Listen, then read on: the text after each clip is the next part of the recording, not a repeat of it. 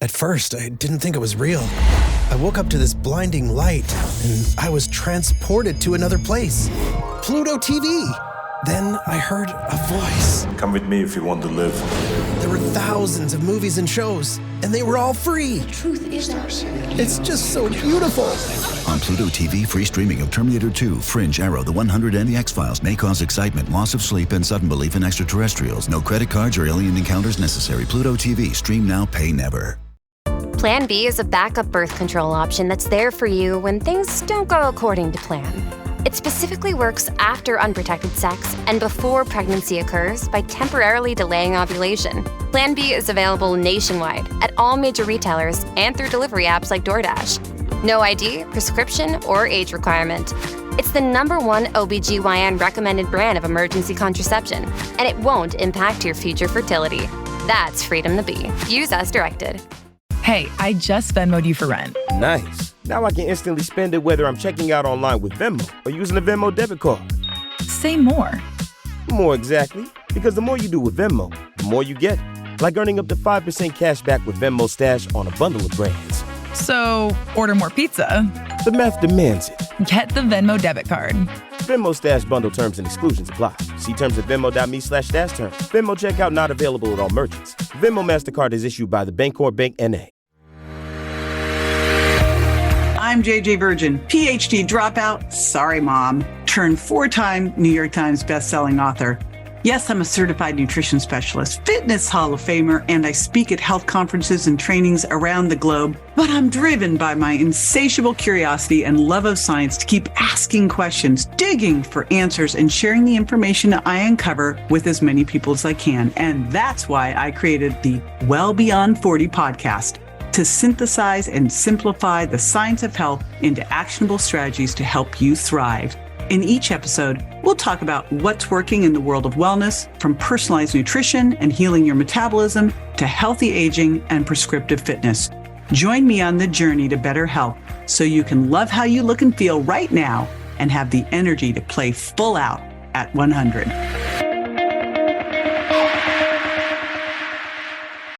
This episode is brought to you by Nordstrom. Whether you're packing for a vacation or dressing for a wedding, Nordstrom has head-to-toe looks for wherever summer takes you. From swimwear and bold color to romantic florals and dresses that make an entrance, find the right style for every unforgettable moment. Shop new arrivals from brands you love like Farm Rio, Free People, Vince, Wait, and Stod. Plus free shipping and returns and styling help whenever you need it make it all so easy. Shop now in stores at Nordstrom.com or download the Nordstrom app.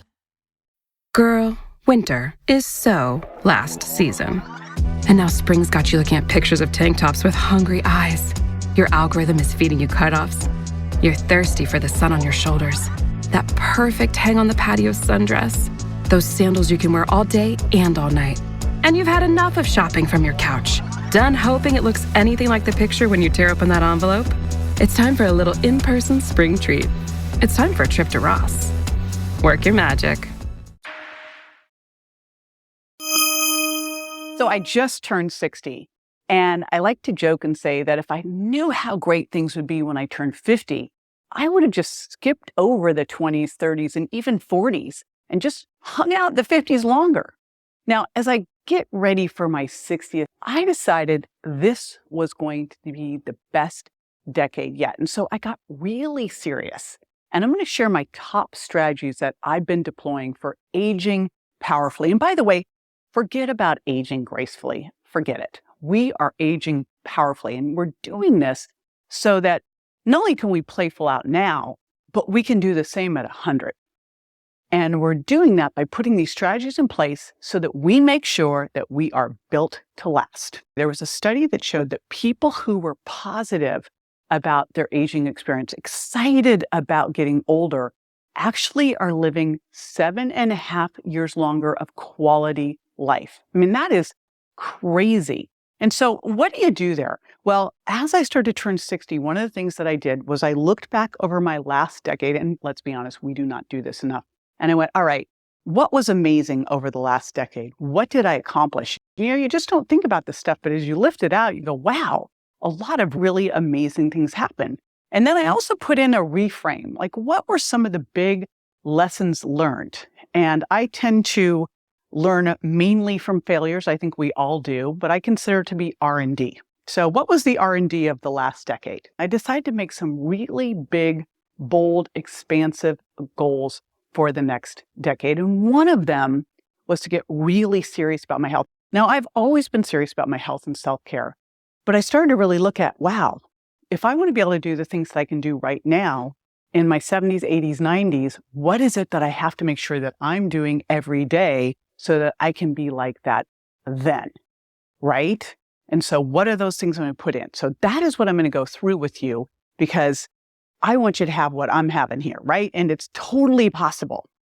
Now, the first place that I want you to start looking, and remember that phrase, what you monitor and measure, you can improve. And boy, is that true with sleep. And you look at one of the things that you need so much as you age, and it's sleep. And by the way, no, we don't need less sleep as we age. That is not true. So sleep is so mission critical, because sleep, of course, is when we repair, but it's also when we're raising most of our growth hormone. And growth hormone is really that hormone of youth, hormone that's going to help us with muscle, hormone that's going to help us rebuild. So we got to get that in, and deep sleep is critical for that. So that's the first part. The second thing is sleep is critical for having really good insulin sensitivity. And this is important for you to be metabolically healthy. In fact, what's crazy, just one poor night of sleep, that's failure to get the recommended 7 to 9 hours of quality sleep a night, can impact your insulin sensitivity, can make you more insulin resistant. You know, it raises your hunger hormones. That means that you're going to be hungrier, eating more, and you're going to be then having higher insulin levels. So you can't access stored fat for fuel either. It's a 1-2 punch nightmare. So here's a couple things that you can do to help improve your sleep. And I've talked a lot about this, so you can also look on my podcast and other YouTube videos. But make sure you stop eating at least 3 hours before bed. That does not mean go to bed later. We want to sleep during the circadian rhythm. So you wake up when it's early morning in the light, you go to bed as it gets dark, right? So 3 hours before bed, we're stopping eating. It is so incredible what eating late will do to your sleep. And if you don't believe me, check it with an Oura Ring. An Oura Ring and a CGM will tell you everything there. So that's the first one. And then an hour before bed, and I love what Dr. Michael Bruce calls this. He calls this the power down hour. So if you think about it, if you're going to go to bed at 10, you don't want to start getting ready for bed and sliding into bed at 9:55. You want to start thinking about that at 9 or even earlier. So what do? You dim the lighting. We recently found this Philips has a Philips Hue app, and you can get light bulbs. They weren't expensive. It was like $65. We got an app, and we could actually dial down all the lights in our room to make them red at night. So they could go to blue in the morning, red at night. So you want to start dialing down your lighting. If you can't do that, then put on the blue blocker glasses. Same thing with your tech. You can set your tech so your tech will shift over to evening, so you won't have that blue light telling your brain to wake up. Super important. And in fact, better yet, that hour before bed, just get off the tech. Nothing's good ever is coming out of the news, but it's not coming good out of your email either. It's just going to light your brain back up. Now, think of what you can do to help prepare you for bed. One of the great things would be to take a sauna, do a hot bath. Those are great. And then really dial the room temperature down somewhere between 65 and 67. That's important too. And then set your bedroom up for success. If you can't totally black it out with blackout curtains, then get yourself a really good eye mask. Make sure that the sound is completely quiet. If not, get yourself earplugs or some kind of a white noise machine, because those are really mission critical. And then look at what you might need to do to help also assist with sleep. I find for me, I take 3 of my Reignite Wellness Sleep Candy every single night. That's a melatonin and GABA and 5-HTP and B6 and inositol product. And then I also take some of my magnesium body calm. Those are the 2 things I find really help me with sleep.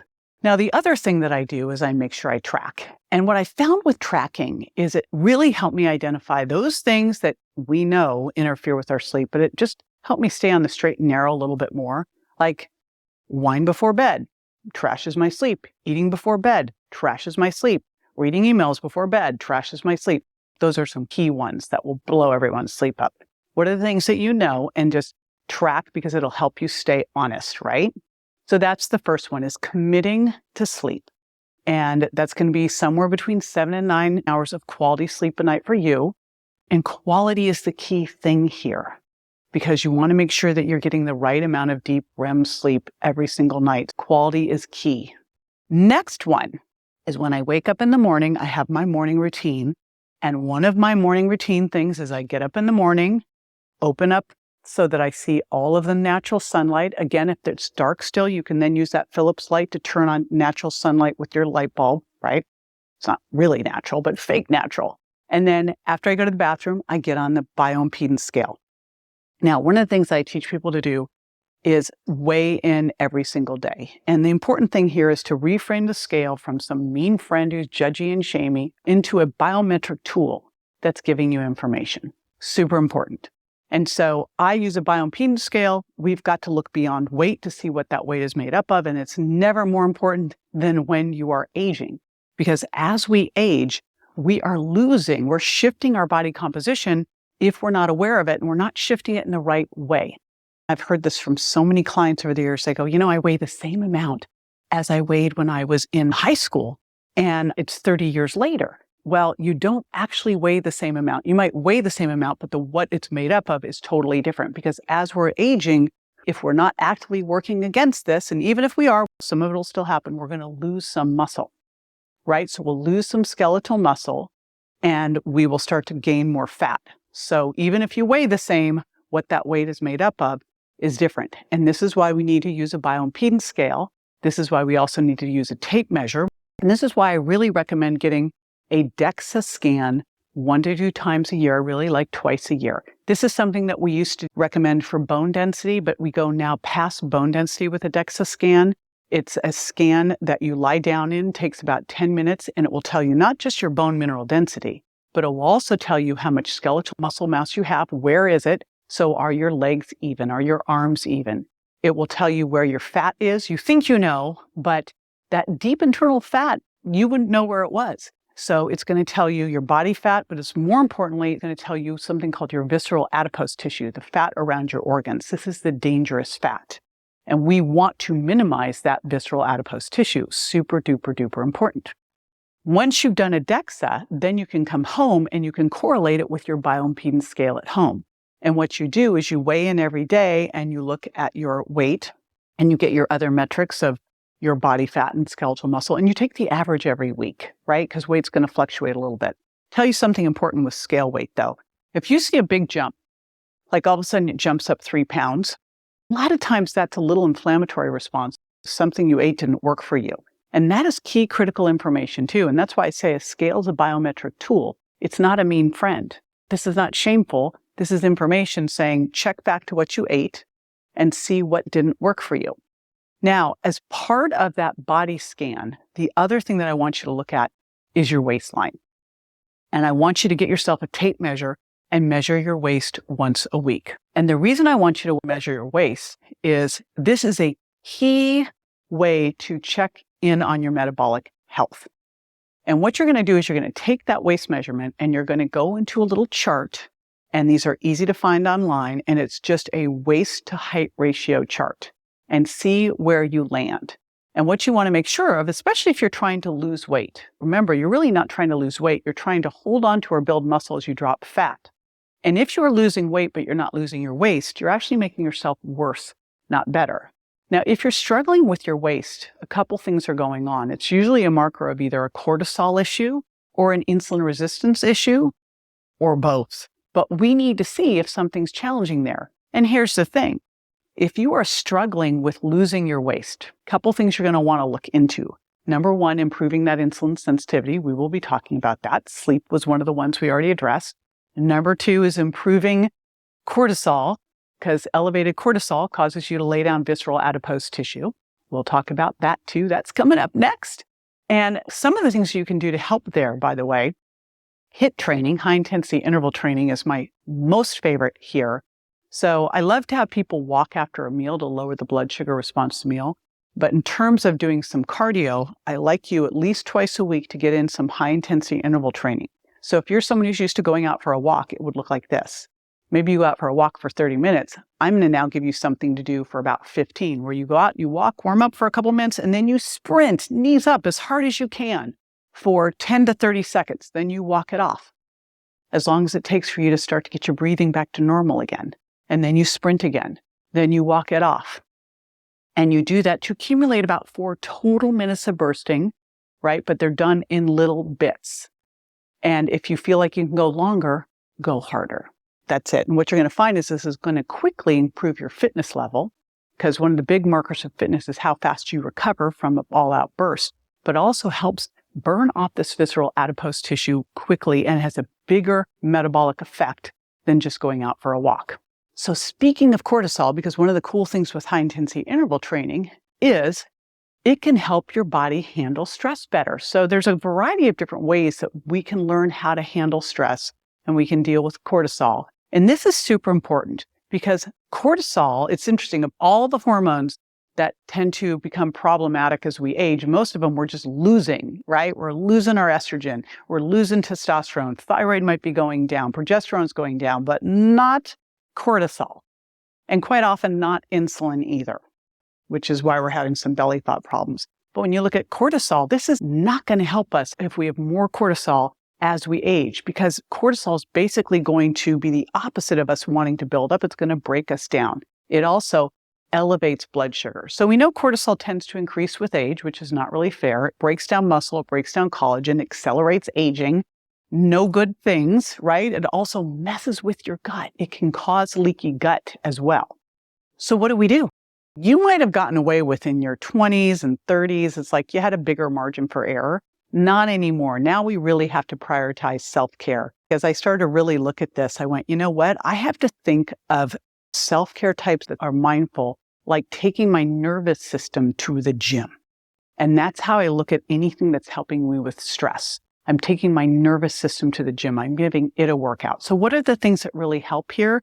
Meditation is a huge one. Now, I'm a big Dr. Joe Dispenza fan. I also do some sound bowl healing. Tapping is a good resource here. Breathwork's another great one. And you can use a couple different ones. But important to find those things that work for you and commit to it as a daily habit. Doesn't have to be for long, but you need to be consistent. And that's that time that you are going to block out for yourself, guilt-free. Think of it as a prescription. It's super duper important. One of the big challenges with stress is it's hard to quantify, but there is one way that you can really look at it, and that's HRV. So if you have an Oura Ring, an Apple Watch, there's a couple things that track your heart rate variability. Better heart rate variability, more of it means that you are better able to handle stress. So monitor that. It's a little bit of a wonky number, but what I've really been looking at is like, when is it better? When is it worse? Crazily enough, when I go to a Dr. Joe meditation retreat, my HRV is amazing, but of course that's not real life. But I do see what things lower it and what things improve it. And that's what you're really using these tracking devices for. A couple other things that can help here. Vitamin C is a huge one for this because vitamin C is the biggest vitamin used by the adrenals. So that can be super helpful, as can DHEA, the supplement DHEA. There's one other thing that you can do to assess here, and that's taking something called an adrenal salivary index test. And what you do is you spit 4 times throughout the day and you send it into a lab. The lab looks at your cortisol rhythm because your cortisol should come up in the morning to wake you up. And when cortisol is coming up in the morning, it's basically telling melatonin to shut down. It's waking up your body. It's getting your pancreas going again, secreting insulin. It's getting all your stuff going. So it's waking you up. And then throughout the day, it starts to taper back down again. So it comes down in the evening, melatonin can come up and you can go to sleep. So you can take that test to see if things are going well. You might have really low morning cortisol and you're like, I just can't seem to get out of bed. That might be why. You might have trouble falling asleep at night. Your cortisol might be too high. So it allows you to really look at that and then put the right strategies in place to improve it, because things like tapping can actually lower cortisol pretty easily. And things like taking a licorice extract can help raise cortisol. So there's ways that you can work with it once you know. Blood sugar has gotten a lot easier to really look at because now we can use things like CGMs. And CGMs are a continuous glucose monitor that you put on the back of your arm. It's an easy way in real time to see how your diet and lifestyle is working for you. Because the reality is we should have a pretty tight control on our blood sugar. It should be somewhere between 70 and 120 ideally most of the time. Like it sits around 70 to 90 throughout the day. You eat, it might go up 30 points, and then over 2 hours it comes back down again. what happens when you wear a CGM is you start to see, oh boy, when I ate whatever it was, boy, that really cranked my blood sugar up and it stayed up for a while. Or, oh boy, when I walk after a meal, it brings everything right back into focus again. Or if I go to the gym and I crank a workout, I shoot my blood sugar up. And that's okay, because that means that I just worked out really hard and my body needed to access glucose from my muscle stores of glycogen, right, to do the work.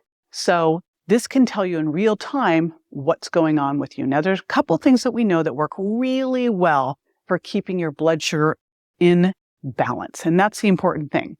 Remember, we want blood sugar to come up when we eat, not too high. Then we want it over a couple hours to come back down again. Ideally, blood sugar comes up, insulin comes up to bring blood sugar back down, and then insulin comes down. And blood sugar is kind of the lagging indicator. Generally, you'll start to have problems with insulin before you start to have problems with blood sugar.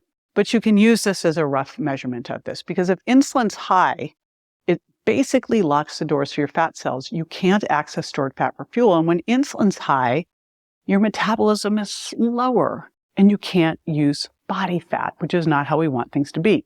So we can use a CGM to really start to see, hey, what am I doing here? Is this working to get my blood sugar back in check? So let me give you a couple things that work really well. My number one thing is eat protein first and non-starchy vegetables second. There's been a lot of research out showing that when you eat non-starchy vegetables, you have a lower blood sugar response. So you might be going, JJ, why are you saying eat protein first, then non-starchy vegetables second? The reason being is both of them work the same way, little different mechanism, but both of them work to have a lower blood sugar response. But the reason I want you to eat protein first is I want to make sure you get all that protein in. Super important. We'll talk about that in a little bit.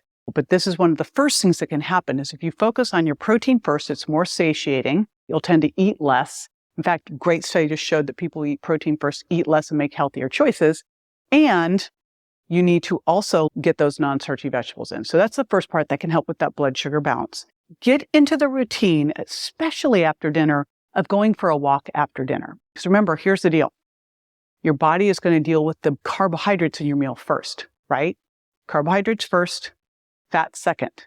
So what you want to do is either use those carbs, store them in your muscle glycogen or your liver glycogen. And most likely, if you haven't really gone and done a big workout, it's going to be your liver glycogen, not a lot of space. So go out for a walk, lower the blood sugar response to the meal. Do some resistance training, because guess what? Your little suitcases of stored carbohydrate are going to get used up during the resistance training, and now you have a place for this to go. So that's another thing you can do. You can walk. Resistance training is a great one to get your blood sugar under control. Before your meal, use some apple cider vinegar or some lemon juice. So what could you do? Green tea with some apple cider vinegar, or take some apple cider vinegar. You can also use it and put it in your salad dressing and do it with your meal. But these both can lower the blood sugar response. Another great herb is berberine. This is an amazing way to help insulin sensitivity. And then I wrote the book on this, on the sugar impact diet. And it is literally because the most aging thing in your diet is sugar. And sugar sneaks into all the silliest places we'd never expect. Like they will put wheat flour on a steak. And remember, wheat flour is a starch that turns straight into sugar. You're either making sugar slowly from the food you eat, like maybe some lentils or some squash or some arugula, or you're mainlining it quickly from the juice, right? Or the flour or the corn. And so we want to make sure that we are making it slowly, not mainlining it. And those big starches and easy sugars do something called AGEs, where or advanced glycated end products easily start to change. They don't even need enzymes to do this. And they start to create wrinkling and they start to create brown spots. So all that stuff that you hear, I always say it's like the crust on bread. This happens from sugar, where it can bind over to proteins and create all of those problems. And remember, in terms of eating, you're going to want to get in your carbs mainly through non-starchy vegetables, through 2 fruit servings a day. And beyond that, a little bit of slow, low carbs, a little bit of lentils, legumes, or winter squash. Beyond that, you got to earn your carbs. More than that, really, I think I heard the average person's eating 300 grams of carbs a day, where it should be about 100. And more than that comes from exercise. You got to earn it. Now, here's the deal with muscle protein synthesis.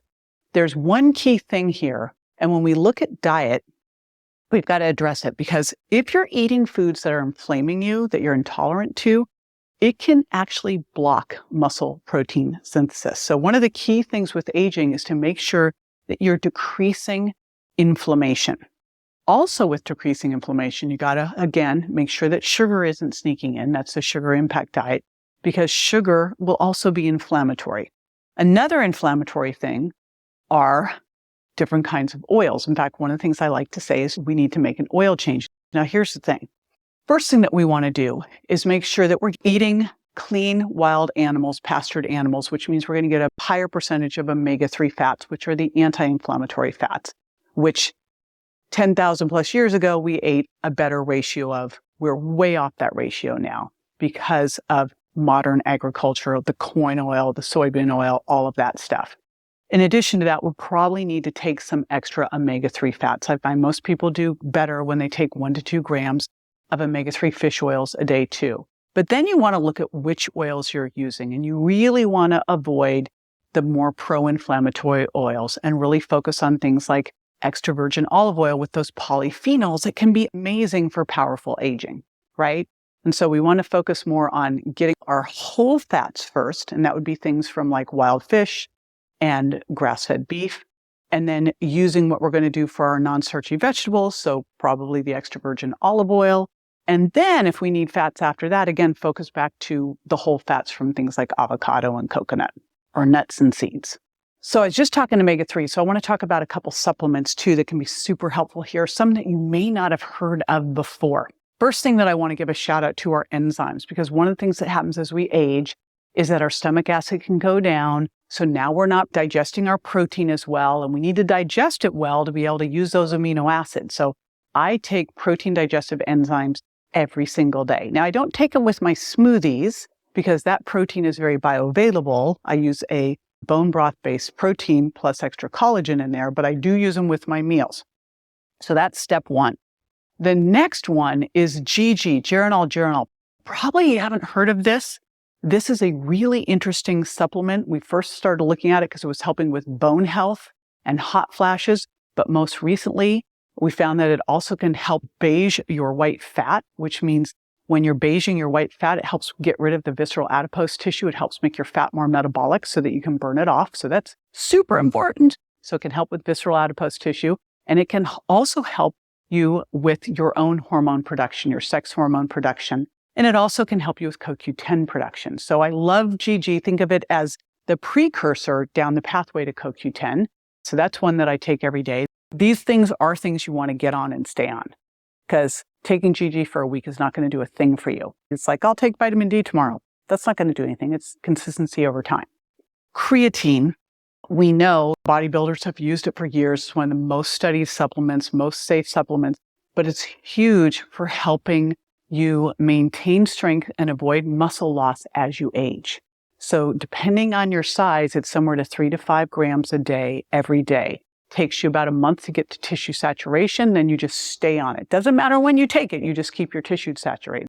The other one that I've been using is a product called urolithin A, because it helps you do something called mitophagy in your mitochondria, which basically helps your mitochondria recycle and renew and use old damaged parts of the mitochondria to rebuild the mitochondria, which then means you can work harder. And in fact, that's what the studies are showing with urolithin A, is that you're actually getting stronger. In fact, they saw a 26% strength increase in 6 weeks using urolithin A. So those have been some of the big ones that I've been using. And speaking of strength, when you look at what happens as we age, we lose muscle mass up to 1% a year starting at age 40. This all starts to double at age 60, by the way. So we lose muscle mass, we lose strength, somewhere 2 to 4%, and then we lose power up to 6%. So when you really look at what is fitness, it's being strong, it's being able to unscrew a lid, right? Grip strength is highly correlated with all-cause mortality. It's being powerful, it's being able to push off of things, it's being flexible, it's having great balance and agility. And so when you look at designing an exercise program, you want to make sure that you add all of those things in. So the first thing that you think of is resistance training. And when you're doing resistance training, you literally want to lift heavy. Now, you never sacrifice form, right? Form is always going to be your limiter. Technique is always your limiter. but you want to lift the heaviest weights you can in good form, and you want to do big compound movements. Next thing, incorporate in some high-intensity interval training like we talked about, because that's going to be great for your cardiovascular system. You want to move as much as possible, and again, for that blood sugar balance. And then think of adding in something for your flexibility and balance, like hot yoga, which I hate and love at the same time. And then push yourself and try different things.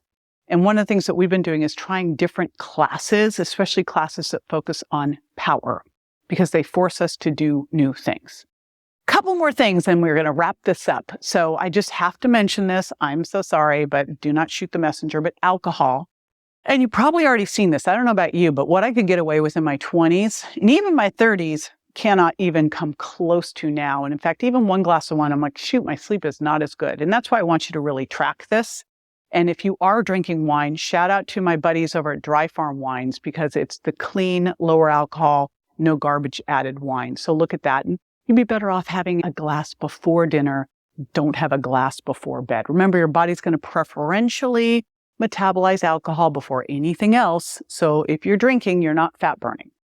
And finally, let's just talk hormones, because we have to, right? And the first thing you want to really make sure that's going well is you want to make sure your adrenals, that cortisol, is really working well, because if you've got adrenal issues, you'll have thyroid issues.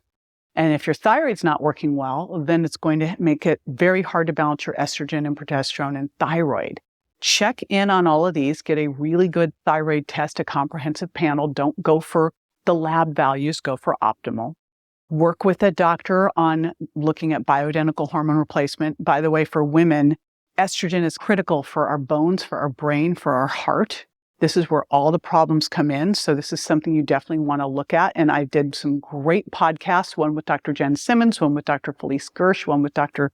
Suzanne Gilbert-Lenz, all on bioidentical hormone replacement. And you also want to make sure with body fat, a lot of times we will produce a lot of what we call the bad estrogens, the estrones. So there's something called DIM that can be really helpful there to help you detoxify that. Other things that can be helpful here are something called Annatto-GG and CoQ10. Those are all the things that I use here for hormones. And finally, one more piece of the diet that I have to do a shout out on, because gut microbiome is so important, is make sure that you're eating by the rainbow. And that's why we talk about this. Get all those non-starchy vegetables, 5 or more servings every single day, 2 fruits every single day, and try to get 50 different things a week. And guess what? Spices count too. But all those antioxidants can help with reducing inflammation, can help with slowing down the aging process, so they matter. Okay, I know that was a lot. And you have all of these areas to focus on. So the big question is, where should you start? The easiest one that you can tackle right away is what's at the end of your fork. So I want you to watch this next video on anti-aging foods that you should be eating every day to support your skin health, retain that youthful glow, and have you feeling like your old, vibrant self again. Or how about your new, vibrant self again? So you have the energy and the motivation to implement the strategies and continue to build and have that amazing, powerful life that you deserve. Be sure to join me next time for more tools, tips, and techniques you can incorporate into everyday life to ensure you look and feel great, and more importantly, that you're built to last. And check me out on Instagram, Facebook, YouTube, and my website, jjvirgin.com. And make sure to follow my podcast so you don't miss a single episode at subscribetojj.com. See you next time.